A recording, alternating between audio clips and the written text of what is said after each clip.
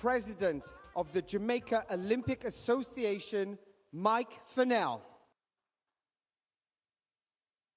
Good afternoon, ladies and gentlemen. Welcome to Jamaica. You're in Jamaica now. It's my pleasure this afternoon just to welcome you and to thank you for being here on the eve of this very important event, the Games of the 30th Olympiad. This afternoon we had anticipated that we would have approximately 6 athletes here. Unfortunately, we couldn't get more than 2 because they arrived from Birmingham early this afternoon and they're still sorting out their luggage.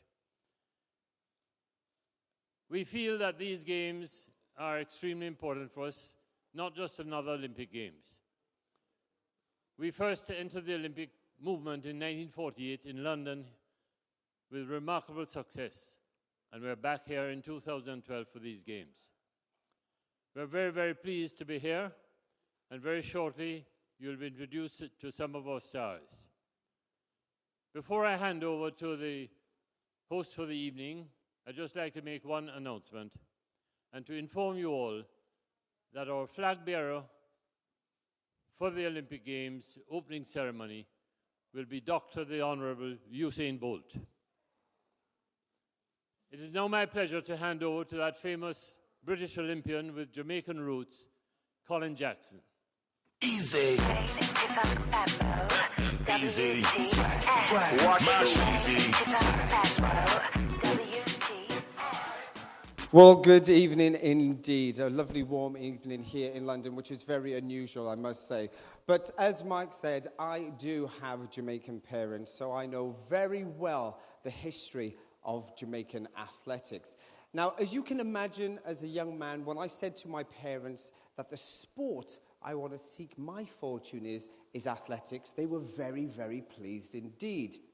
But I had a sense of disappointment when I said to them I was going to do the hurdles at the event. And even more disappointing I felt when I ended up breaking the world record at the event and winning a couple of world titles. I could see they really wished I was an outright sprinter and could repeat my performances as on the flat instead of over the hurdles indeed. Now, also on that same note, I've been lucky enough on many occasions to go to Jamaica because of my parents and visiting family and friends.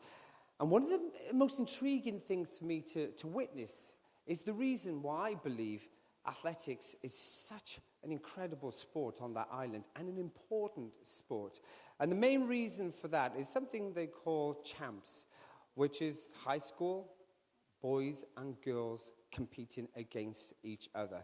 Now, it's a competition that is over 5 days, and it is fierce, it is intense, and it's always fought out with a packed stadium watching. Around 35,000 enthusiasts of athletics are there cheering on their high school to see who could be wearing the crown of kings and queens of that event.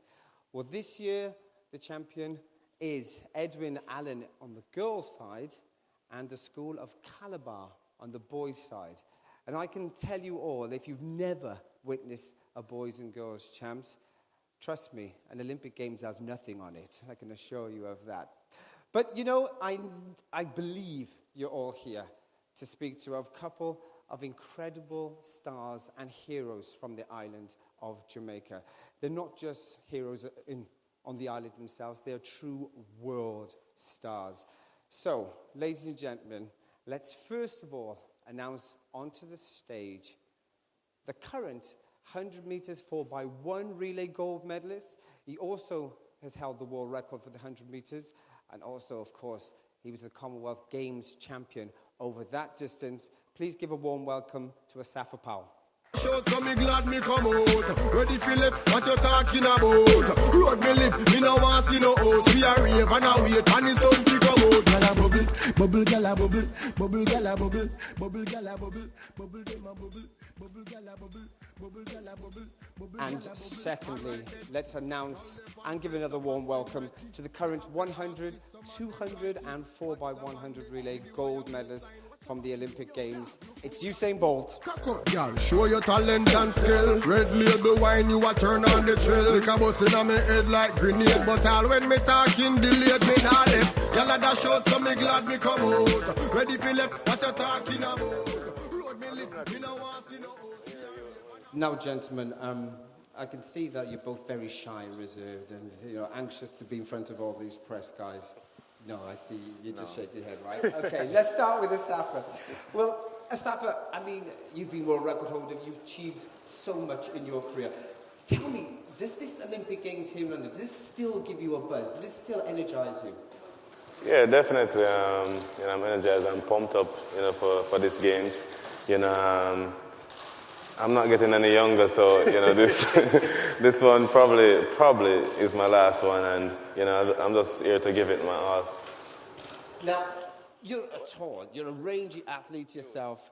Now, the question many people here will be wondering is, why do we not see you running more 200-meter races? I don't know. 200-meter doesn't love me that much. I seems to, every time I run it, I kind of get hurt a bit. So, and it hurts, physically as well. Lactic acid, and I get tired going around the corner. So, I just don't like it. Now, we watched very recently the American team in London run a very sharp time in the 4x1 relay. Now, there's no doubt about it that Jamaica has the fastest runners on this planet at this moment in time. Now, it would be an obvious question for me to ask you to say, do you think you're going to win the title? I know you're going to say yes. But the question I want to ask you, and many people may be thinking, is how fast can Jamaica go? Can you go sub 37 seconds? Definitely. We're running against the clock. We're not out there to focus on anyone because we know we have the team to produce a very fast time. So, we have 36 seconds in mind, but we have to get the stick around. Once we get it around, it should be very fast. Yeah, no doubt. Now, which leg would you prefer to run? You saying hold back now? Go on, Asafa, tell the truth. Which leg would you like?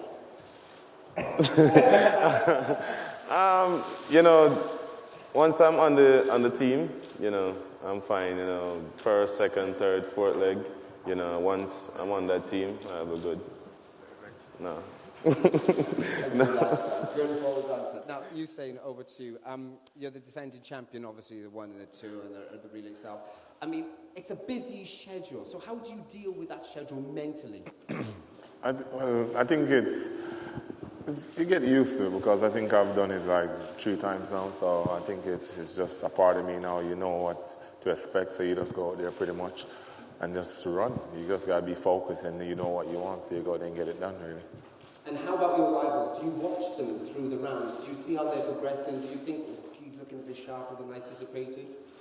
Well, I don't think I need to watch them. I think normally people just tell you. You just come up to you and say, did you see that run? Or your friends pin you on BBM and say, he's looking good, or don't worry, he's not looking so good, he's not going to make it. So for me, it's just easy. I just take it easy and just go take it round by round. I'm always focused on myself and trying to get it done.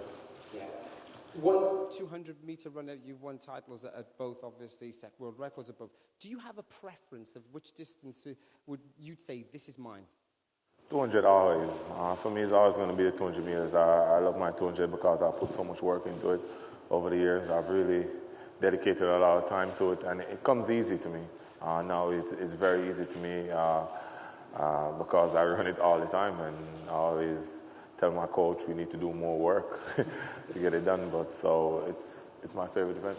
Any chance of moving up to 400 meters? Not a chance.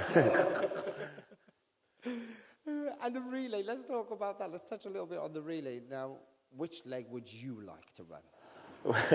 Well, for me, over the years, I've ran a couple of legs. I ran the third leg, definitely, because that was the best space for me on the team. So it all depends on what's needed from me and what's necessary for me to run, because at the end of the day, it's a team, and we want to win and we want to run as fast as possible. So if it works and it's efficient, then we're going to do it.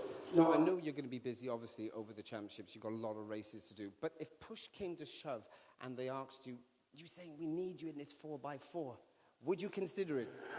I don't know. For me, it's always about after the 200. If I feel like I'm up to it, why not? I always can tell after 200 meters if I'm fit enough, if I'm in good condition, if I'm feeling fresh or not. So I can determine after. But for my country, I would do it if it was necessary.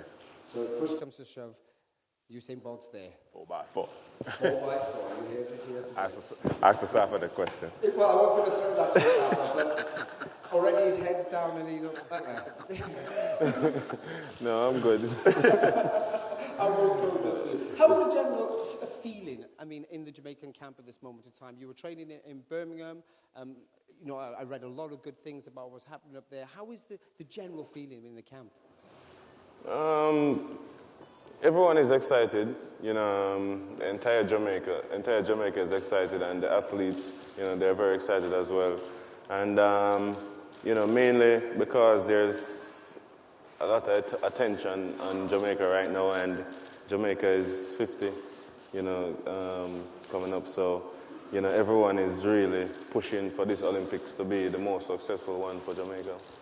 Final question for me, you say before I open out to the floor, is the beast, man. I can't go without mentioning the beast, Johan Blake. I mean, if whatever the result is here in London, will you still be good friends? Will you play a game of Dynamos with him? Me and Asafa are still good friends. We've been through a lot, so we have run many times, and we're still good friends. So it won't change anything, no matter what the results are. Excellent. Well, it's going to be time for you guys now to ask your questions. And now Fiona is my mic queen, as we say. But from mic one, very first question, if you wouldn't mind telling us where you're from and who you are, that would be wonderful. Thank you, Colin. Carrie Brown from Al Jazeera Sport. My question to you, Usain. There's been a lot of mystery, not training in front of the cameras. Tell us, are you fit enough to retain your Olympic titles, and what has been wrong with you? I'm always ready. I'm always ready. For me, I keep telling you guys that it's all about the championship. It's never about one run. It's never about the trials. Every athlete knows this. It's all about the championship. My coach determines if we train back in front of cameras or not. He doesn't like the cameras. He likes to keep the attention away from me. So I went and I trained, and I had slide problems, but not anything too serious. I got that fixed, and I've been training great. So I'm ready to go because I came into the camp today and I could feel that chill, so that's a good vibe, so I'm happy. Next question for Mike 2, please. Let's see. Remember to please introduce yourself and who you'd like to ask the question to. Yes, I'm TB Asahi. I have a question with Mr. Bolt. Yeah, I'm Mr. Bolt. I'm excited to your race.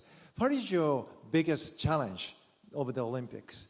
To beating your own world record or beating or your fellow Jamaicans like you next to you, or pressure of the starters? For me, I wouldn't say pressure of anything. For me, I'm just focused on winning. That's the aim of every athlete coming here is to win a gold medal. So that's the focus. I think times come after. I don't think any one athlete wants to single out any other one athlete to say, I'm focused on this person, I'm worried about what he's going to do. We're focused on what we need to get done. And that's my focus. I'm going out there to win, and that's all, really. Mike 3, let's see if you could put your hands up. Yep, okay, there you go. Don't forget to announce yourself, please. Yeah, hello from Titan Sports in China, and I have a question to Usain Bolt. And your fans think you are unbeatable. If not, it will be the end of the world. How do you think about it? Thank you. Could you repeat that question, please? Could you repeat that question? How do you think about your fans' votes? You know, a lot of your fans said you are unbeatable. If not, it will be the end of the world. How do you think about it? Well, I don't think it'll be the end of the world, but for me, coming to a championship, I'm not going to think about losing at any point in time. I'm never going to think about losing. I put everything behind me. I've been through a lot. I know what it takes to be a champion. I've been to this stage a couple of times, so I know what it takes. I I know my competition, I know my fellow athletes, so I know what it takes. So all I gotta do is just focus and get it done. That's all. Mic 4 here. Yep, gentleman at the front. The question's for both athletes. Can you tell us who you are first, please? My name is Alexandre. I'm from Veja Magazine, Brazil. Thank you. Usain and Asafa, are you guys settled down with the starting blocks? You guys feeling comfortable to start? Since Usain false started in Daegu, are you feeling comfortable with the new models? Are you feeling okay? I'm good. You know, I'm one of the I'm one of the best starters out there, so I don't need to worry about anyone, you know, leaving the blocks before me. So I'm relaxed and just focus on the gun. Well, as for me, I've learned not to worry about the start anymore. I've sat down and talked with my coach, and we have came up with the conclusion that back in the days, I was never a good starter. I'm never going to be a great starter, so I should get past that and just focus on just running. So I'm over the start. I'm over the blocks. I'm just focusing on just getting an average start and just going out there and running and doing what I do best. So. Next question there. Hi there, question for Usain. Usain, it's Geraint Hughes here from Sky Sports. Usain, can I ask you when, as far as you are concerned, you were over your injury? What was the injury, and can you, as you've been saying for many years, become a legend at these games, and what will it take to become a legend? Well, different people say different things it's going to take for me to become a legend, but for me, it's all about defending my titles pretty much. That's what I'm here to do. I had a slide, I would say my back was a little bit stiff and it caused the problems on my hamstrings, but I'm over that. We figure out what problem was, and we fixed that. Now I'm great. I've been training great for the past 2.5 weeks, so everything is coming together. So biggest aim is to become a legend, and I think I can do it, so I'm on it. Next question there. I'm the news reporter from Shanghai Times, and I would like to ask Usain Bolt, what is the ultimate aim in your life? Ultimate aim? Is that a question? Yes. To be a legend. Everybody knows that. Hi, Muniso Usmanova from Channel One Russia. They call you Mr. Cool for your laid back and relaxed starts and in competition. How does this nickname reflect your inner feelings? Do you really feel cool? And if you do, how do you manage to do so? Thank you. Well, that's who I am. Like everybody else, I have up and down days, but majority of the time I'm always cool, I'm always relaxed. I'm just a fun person. I like to enjoy myself, and that's just me. I can't really explain. It's just my personality, and it won't ever change because that's just who I am. Gentleman in blue. Question for Asafa Powell, Andre Lowe from the Gleaner. Asafa, we know you had some groin issues during the national trials. Can you give us some update on where you are right now in terms of fitness and whether we'll see you in time for the 100 meters? Repeat that? We know you had some issues with your groin for the national trials in Kingston. Just want to know if you think you'll be ready in time for the start of the 100 meters. I couldn't understand the accent,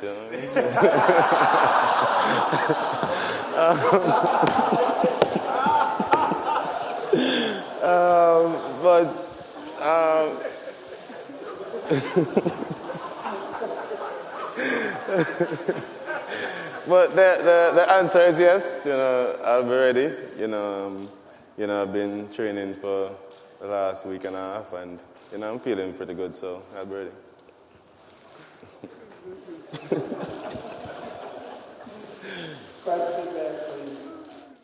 Hi to you both, Louisa Felton, ITV News. Mr. Bolt, everyone's talked about your physical condition, but how are you holding up mentally? There's a lot of press attention. There was a car crash earlier this year. has that affected you at all mentally? And would you see coming in second as a failure? Failure. Strong word. For me, I would definitely be disappointed if I didn't win. Definitely. This is what I've been working for.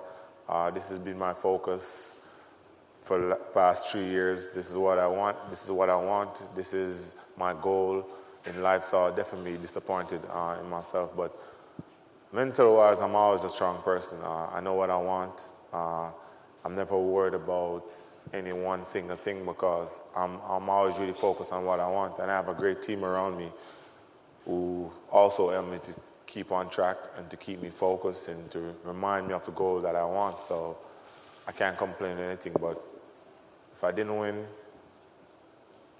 it would be really disappointed. But I'm just thinking about my friend right now saying I shouldn't say if. So. Slide to the back there, please.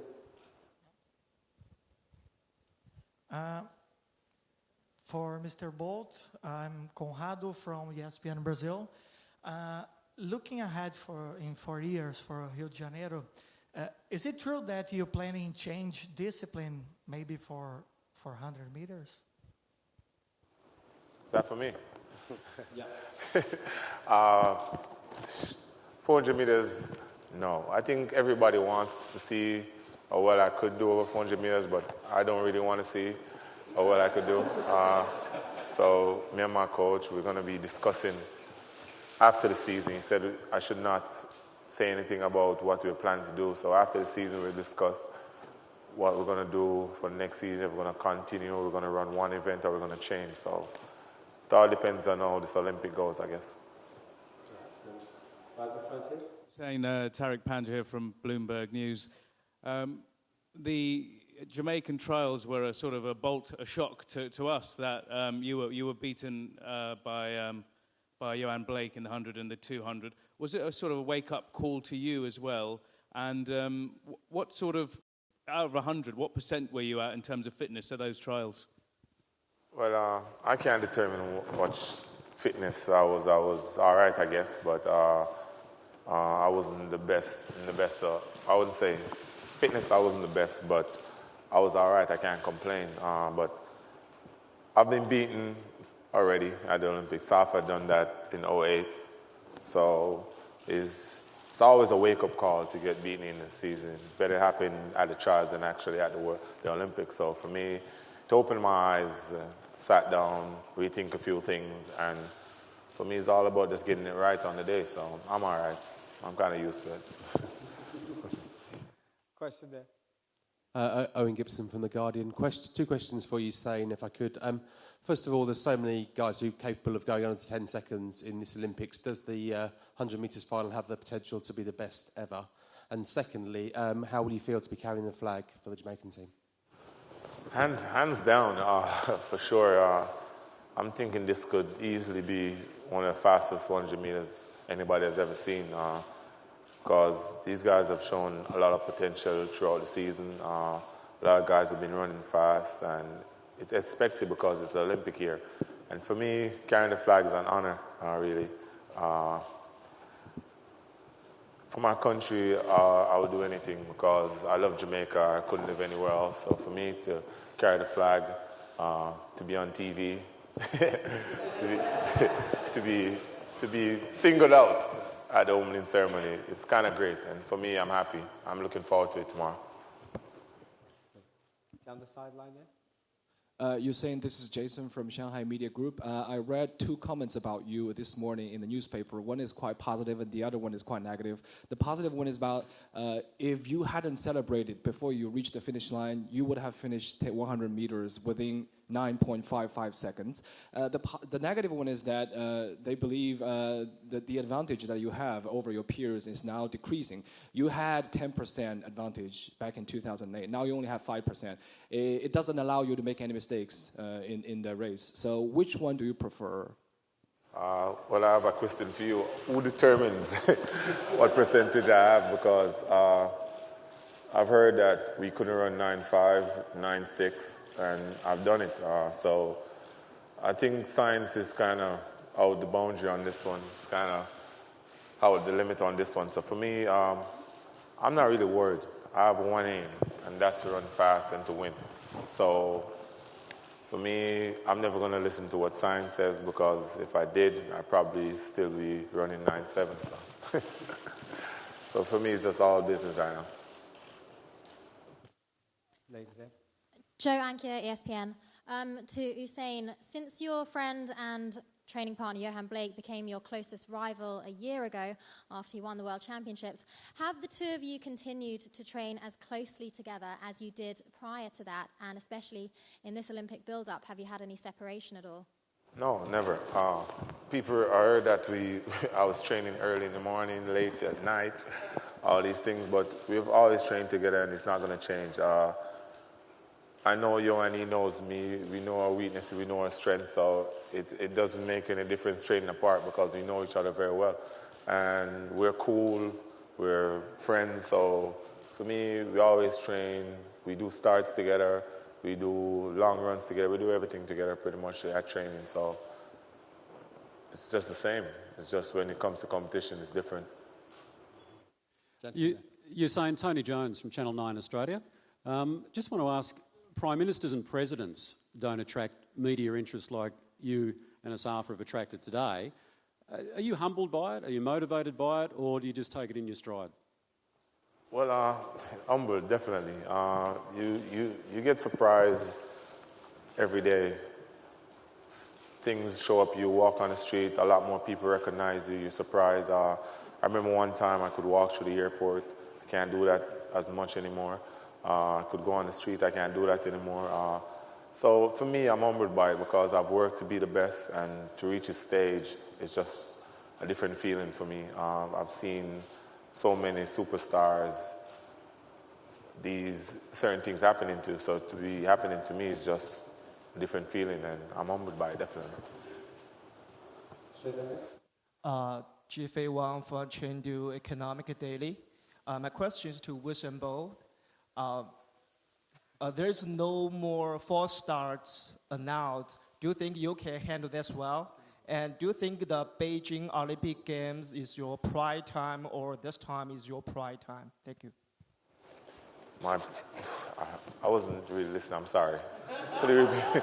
Should I repeat it? Yeah. Repeat, please. Okay, my question is there's no more false start allowed this time. So do you think you can handle this well? And the second question is, do you think the Beijing Olympic Games is your pride time, or this time will be your pride time? Thank you. For me, it's the false start was one. I know that I've done a lot of race with that false start rule. I made one mistake last year, and I'm happy it happened at the World Championship. I shouldn't say happy, but happy it wasn't the Olympics. So I've gotten past that. I've been in a couple of races after that, so I'm past the false start rule. And for me, one of my greatest moments is not Beijing. A lot of people would be surprised, but it's always going to be World Juniors 2002 in Jamaica in front of my home crowd. It's one of my favorite moments, and it'll always be my greatest moment in my entire life. We're going at the back there. Peter Reisel, German television. You mentioned that your main aim is to be a legend, but a legend also has to live with disadvantages. You're recognized on the street everywhere. You cannot live your private life. Does that bother you in any way? Not really. The good thing about it is in Jamaica, they treat you like a regular person, so it's not really, it's all right for me. I don't really get stressed when I'm in Jamaica as much. I do get people coming up asking for pictures and autographs, but it's not as bad overseas, because I guess Jamaicans, they see me every day, so they're not all that starstruck or anything. So for me, it's all right. It's just when I'm in Europe, I can deal with that for 3 months. Gentlemen, I don't know if you want some water brought on just in case, because it's very hot under these lights. Thank you. Swap on TV though.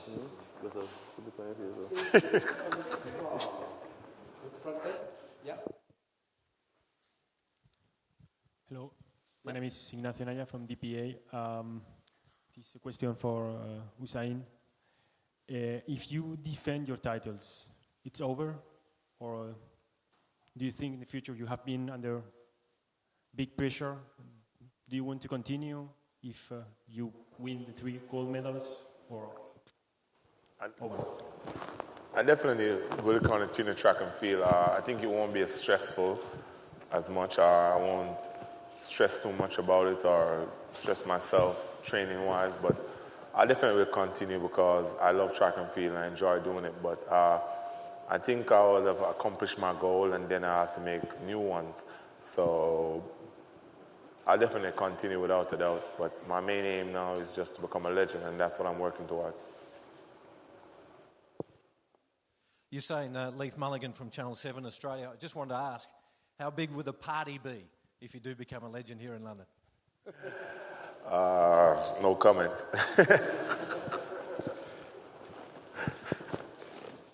It's the right city to party if it was necessary, I guess. Let's move on. Next question. Right back, yes, yeah. Yes? Yep. Okay. Hi, Usain. My name is Patricia. I'm from Chile. And I would like to ask you something different from sport. It's about music. You are a DJ, so I would like to know how can you reconcile music and sport, and when are you going to go to Chile to spin some records? I think the word was happy, you said. Okay.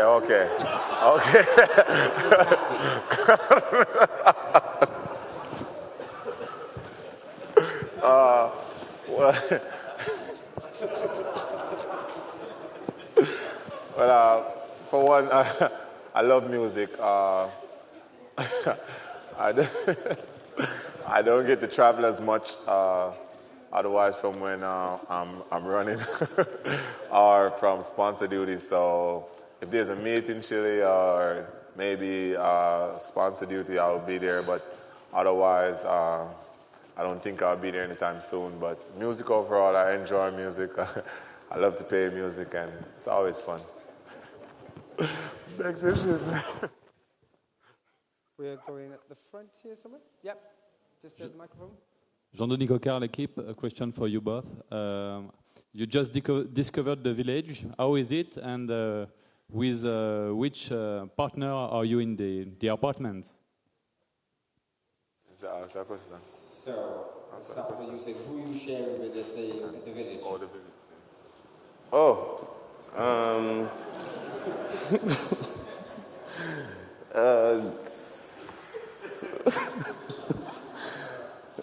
It's cool so far. I haven't really seen much of the village yet, just the dining room, you know. And I've been in the same room with Michael Frater for 10 years now, so you know he's the person I always room with. And you say you're gonna pop in? Well, same thing. Just been to the dining room. It's not really fun to walk around in the village. Too much people.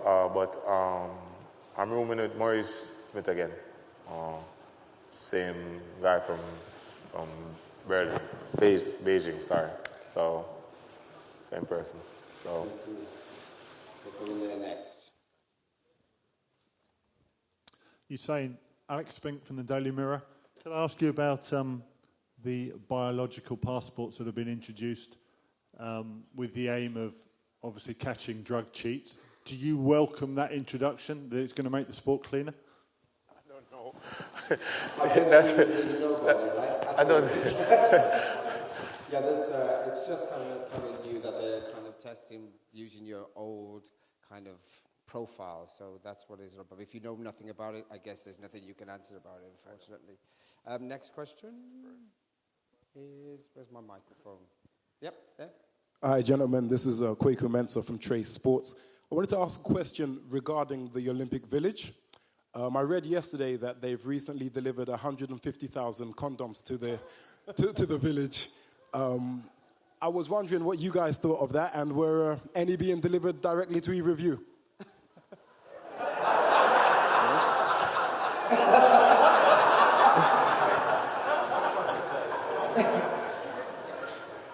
Looks like you left it on yourself. I don't know.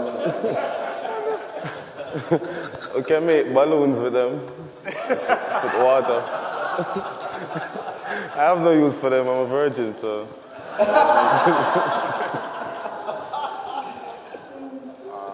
No, it is fact that they do deliver these things to the village, and people can pick them up as they feel or not. I mean, I don't know how these guys are going to find the energy. You seen the schedule they got? I mean, goodness gracious, it's going to be a bit stressful for them, but also I don't think they'll be worrying about that. First of all, I didn't even know they handed out condoms in the village. I actually saw the article. Somebody actually sent it to me and said, "Is that what's going on?" And I'm like, I was in Beijing. I didn't see any, so I don't understand what's going on. So this is brand news to me. But as you said, schedule is way too busy. So yeah. And I have no we use won't for be it. having any party, so we won't need any balloons either. So We're just going here, right here. Next question. Yeah, gentleman there. Usain, Nick Parker from The Sun. Can I ask you what you think of London? Well, now I think it's great. Nice weather. I think so many different Caribbean islands here. The African countries are here. I think we all brought the sun, so I'm definitely happy with what I'm seeing right now. I know the atmosphere in London is going to be great. I'm really, really, really excited to see how the stadium is going to be, how the vibes of the crowd is going to be. I'm really I can't wait, really. As I said, when I came into the village, I got that tingle, and I was really happy. I felt good. Just there. Hi, my name is Robin Chatterjee from Gulf News in Dubai. My question is for the both of you. When you look at the 100 meters lineup right now currently, the final lineup has not been fixed yet, but to both of you, who would be the man to beat on the day when you're running your races? Who would be the man to beat?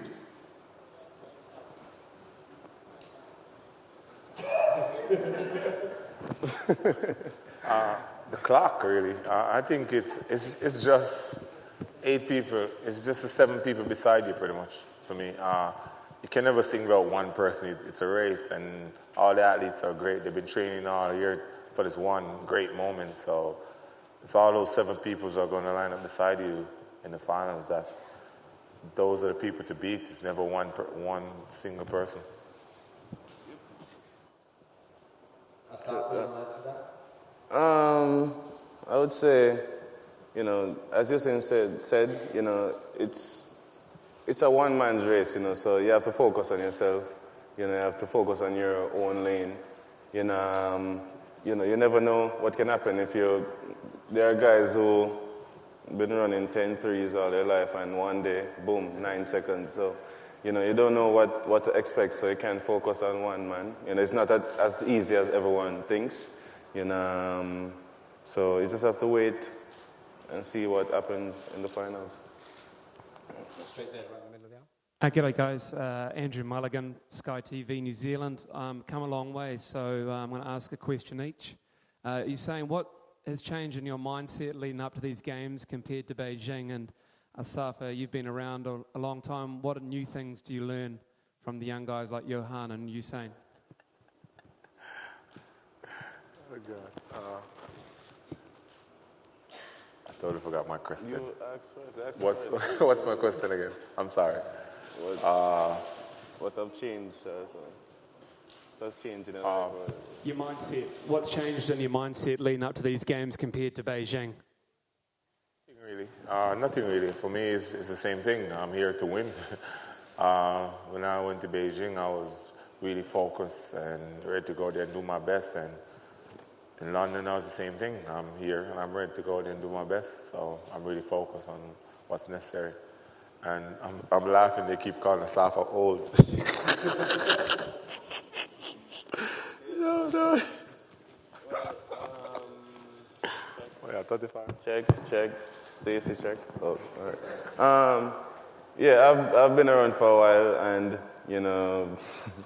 been running well, and what I've learned, is not to take anything for granted. Never stop working. When you get to the top, you have to work as if you're second best. And before I used to have a lot of pressure on my head. You know, before it wasn't Usain, it was only me, just Asafa there, and everyone was like, you know, on my back. So I felt the entire pressure of Jamaica on me. And now, you know, I kind of learned a little from Usain, you know, to stay relaxed, you know, not pressure yourself, not worry about anyone. You know, you're doing this for yourself, you know, and you know, I'm just working with that now, and it seems to be working. Yeah, David Moore with USA Today. This question's for Asafa. Over here. Hi, Asafa here. After the trials, did that change the way you look at the outlook for the sprints here? Did you because Usain had been seemingly dominant for a couple of years? Did the trials signal to you that the races are more wide open now? You know, the races, you know, they're always open, you know, for anyone to win. You know, you just have to be ready to run fast. You know, Usain has always been ready and always managed to stay ready. You know, and this year, you know, you have the Americans running very well. You know, you have us 3 Jamaicans who are running very fast. And, you know, my coach spoke to me, you know, he told me what he's expecting this year. You know, I'm expecting a bit more, but, you know, it's just going to be very exciting. And, you know, I don't know what is going to happen in the finals.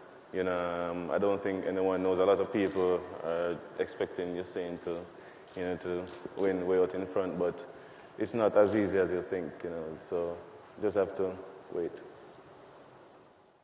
Just go there. To Usain Bolt, Claudio Nogueira from No Globo newspaper in Brazil. How is Jamaica continually capable of revealing such good sprinters, both male and female? And how is it? It's part of the culture, sports culture of the country. How is it? For me, it all begins at the Boys and Girls Championship. That's where it all started, I think, for majority of the athletes, not everyone, because it's really intense and they push a lot of athletes. So I think that's where the talent comes from, really, because all the schools from all the countries, all corners of Jamaica come together and they compete, and that's where we can spot the talents. For the coaches can come and say, all right, this guy's going to be great, this young lady is going to be great, and then we have great coaching system, and I think the facilities are getting better over time. So it helps to develop the athletes very well. So that's where the talent comes from in Jamaica. Towards the back, yeah. Hi, Usain. This is JR from JR Sport Brief online right here. We all know the last Olympics took place in Beijing. We're now in London with a larger Jamaican population. Is there a larger sense of pride, especially with Independence Day coming up? Definitely, without a doubt. I think it's a little bit more pressure because now everybody definitely wants to win, and would love to see a world record just to say happy birthday to Jamaica. So for me, it's really a great moment to go out there and to win. So I'm really focused. I'm going out there to do my best. I know it's going to be hard, and it's going to be serious competition, but I'm looking for it. I always tell people I strive on competition because I love competing. So I'm just looking forward to it, and I'm looking forward to saying happy birthday to Jamaica also. Just got one there, yep. Keon Rayner, Kingston, Jamaica. You're saying you said at the trials that you were not doing too much work on your 200 meters. How is that coming along? And you looked sluggish, everything coming out of the blocks for both races. What can we expect in terms of execution? Asafa, you come in, a lot of pressure. We know you made mention that Coach Francis has been talking to you about it. If it doesn't happen this time for you, getting on that podium, what would the feeling be? I've been doing a little bit more 200 work, definitely, and it really has just come back to me. I think I didn't do any work pretty much leading up to the trials, so doing some work off the corners, it has really come back to me. Oh, the blocks, as I said, I've moved past that. I've sat down with my coach, we've talked about it, and he said we just need to go back to the days when we don't worry about the start, because that's never going to be one of the best part of my race. So normally I get an average start. It's always good enough for me. So I'm not worried about the start now. It's all about execution and just getting it right at the end of the race, because that's where I'm best at what I do. So I just have to focus on getting out the blocks, technique, and just finishing like I always do. Final three questions. Yeah. Yep, gentleman there. Was Asafa meant to answer? Oh, Asafa.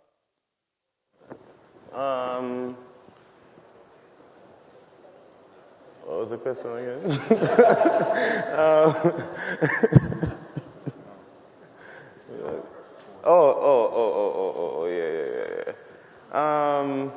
Yeah.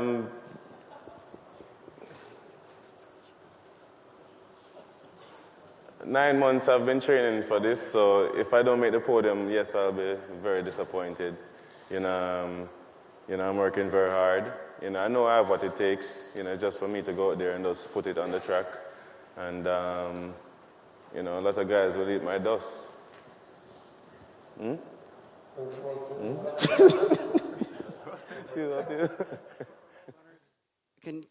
Are you concerned at all about the prospects of rain or wet conditions on the track? I know you guys know London and England very well. Wet and rainy conditions here in the UK, will that be a problem? Personally, my coach has warned me already. I said, don't get caught up in this sun, because we know London and anything's possible. But I think I can speak for a lot of athletes that we've been through the rain and the sun and the cold and everything throughout Europe. So I don't think it's going to be that big of a problem. So I think we should have that covered. Well, I would say, what is the most important thing, if it's a fast time or just to cross the finish line first? So for me, to cross the finish line first is the most important thing. We train in rain in Jamaica. Jamaica rains a lot, so I'm used to the rain, but not the cold. But to cross the finish line, I'll be good. All right, so rain is not a problem. We got that final question there to the gentleman there. BBC Sport. Got a question on the IAAF softening the full start rule. I'm not sure if you're aware of it or not, but they've softened the full start rule, so there's space now for movement at the start line. First of all, did you know about it? And second of all, is it a good thing or bad thing? I don't think people normally move on purpose.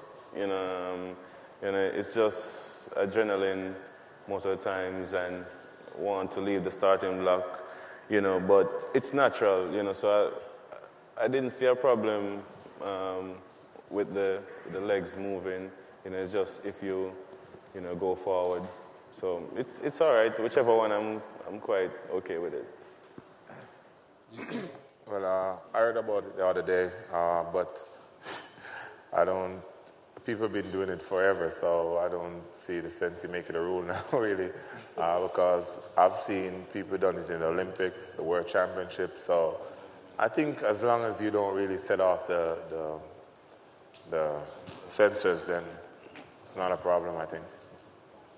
So the twitching won't cause any issues for athletes. Ladies and gentlemen, thank you very much. I'm just going to ask the athletes if they will come forward so the photographers can snap away for you a couple of pictures.